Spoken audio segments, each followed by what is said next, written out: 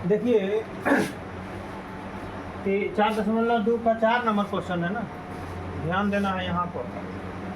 दो क्रमागत धनात्मक पूर्णांकों का योग ज्ञात करना है जिनके वर्गों का योग 365 है। ध्यान दीजिएगा, दो क्रमागत, क्रमागत का मतलब होता है 4 5 क्रमागत हुआ, 4 5 क्रमागत हुआ नहीं। अच्छा बताइए 10 और 11 क्रमागत है? 10 11 क्रमागत है कि नहीं है?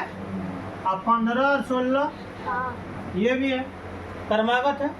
अच्छा घटा 7 और घटा 6 ये भी क्रमागत है। लेकिन यहाँ क्या कहता है? धनात्मक पूर्णांक। कौन पूर्णांक? ये धनात्मक पूर्णांक है, जोड़ वाला ये धनात्मक पूर्णांक है, ये धनात्मक पूर्णांक है, ये धनात्मक पूर्णांक है नहीं है। मतलब माइनस वाला नहीं होना चाहिए, माइनस वाला ऋणात्मक पूर्णांक होगा।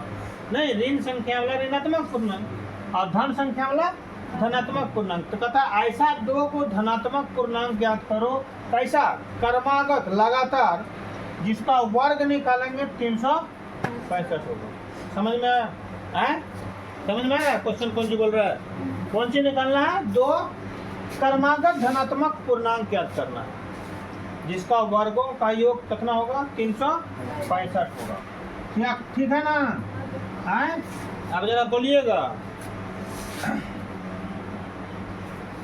माना कि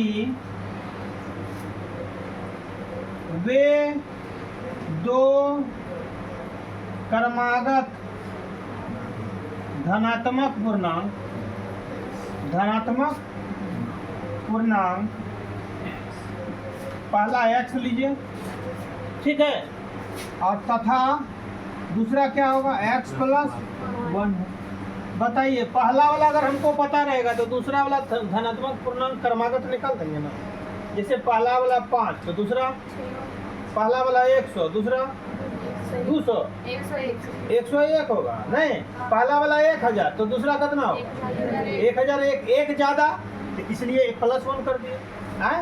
ये ना समझ में आ रहा है प्रश्न से? अब क्या कहता है कि दोनों का वर्ग निकालेंगे और वर्गों को जोड़ देंगे। योग में क्या होता है? जोड़। कितना होगा? 365। तो क्या होगा? x का स्क्वायर जोड़ x + 1 का स्क्वायर बराबर कितना होगा सर? 365 होगा। अब इसको सरल कर दीजिए तो x² हुआ। अब यहाँ क्या होगा? a + b का होल स्क्वायर होगा। क्या होगा? a² + 2ab + b² बराबर 365। अब देखिए सरल कीजिए, x² क्या हुआ? 2 गो। क्या गो x हुआ?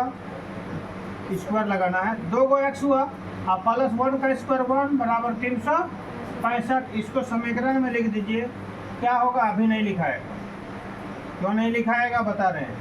यहाँ पर देखिए 2x² हुआ + 2x हुआ, एक को उधर ले जाइए या इसी को इधर ले आइए। कितना होगा? -364 होगा।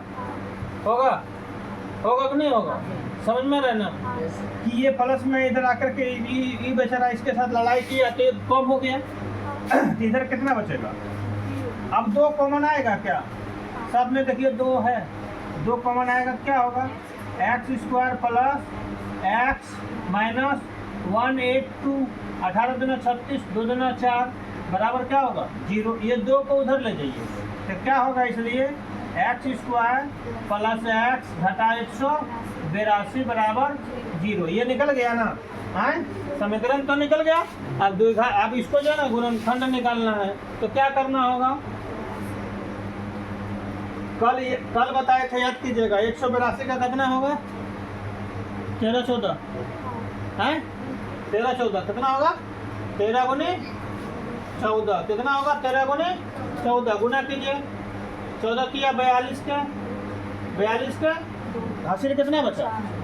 4 बचा। 14 का 14 4 18। आप बताइए, यहाँ देखिए गुना दोनों को प्लस फर्स्ट और थर्ड को गुना करेंगे तो -182 होता है ना।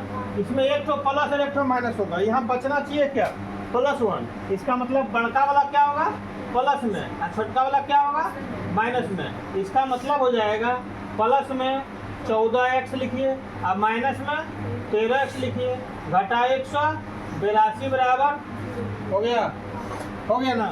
अब देखिए यहाँ क्या होगा, x कॉमन ले लो, क्या बचेगा x प्लस 14, घटा 13 कॉमन ले लीजिए, तो यहाँ क्या होगा x plus minus minus plus कितना होगा 14 बराबर क्या हो गया 0। अब इसको लिख दीजिए x माइनस 13 और क्या होगा x प्लस 14 बराबर, क्लियर, क्या दिक्कत, कोई दिक्कत है? तो x घटा 13 बराबर 0 और x जोड़ 14 बराबर 0, इसलिए x बराबर क्या होगा 13, इधर x बराबर क्या होगा घटा 14। यहाँ कौन चीज बात कर रहा है, धनात्मक कि ऋणात्मक है? तो पहला वाला ऋणात्मक होगा कि धनात्मक होगा, धनात्मक होगा। अतः प्रथम संख्या क्या होगा 13 होगा, क्या होगा 13 होगा, है कि नहीं? और दूसरा क्या होगा, याद कीजिए x प्लस 1 लिखे थे ना, हम यहाँ पर ऐसे भी लिख सकते हैं, पहली संख्या x बराबर 13, यहाँ लिखेंगे 13 जोड़ 1 बराबर 14, पहला एंड लास्ट, पहला और दूसरा निकल गया, आंसर हो गया।